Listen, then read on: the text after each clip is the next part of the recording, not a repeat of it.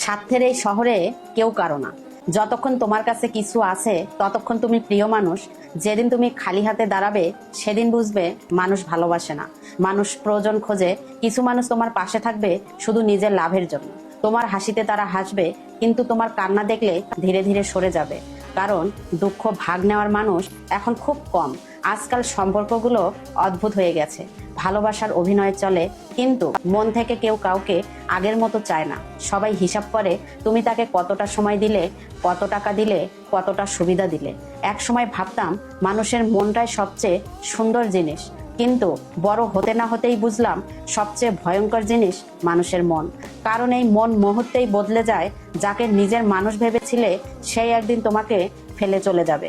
তোমার কষ্টের গল্প শুনে বলবে আমি ব্যস্ত, পরে কথা বলি, কিন্তু তোমার ভালো সময় এলে আবার ফিরে আসবে যেন কিছুই হয়নি।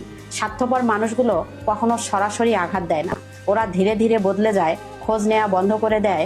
এক সময় এমন ভাব করে যেন তুমি তাদের জীবনে কখনোই ছিলে না।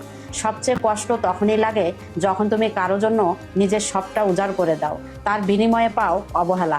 এই পৃথিবীতে সত্যিকারের মানুষ খুব কম, আর যে মানুষটা মন থেকে ভালোবাসতে জানে সে হাজার কষ্ট পেয়েও একদিন ঠিক শান্তি খুঁজে পায়।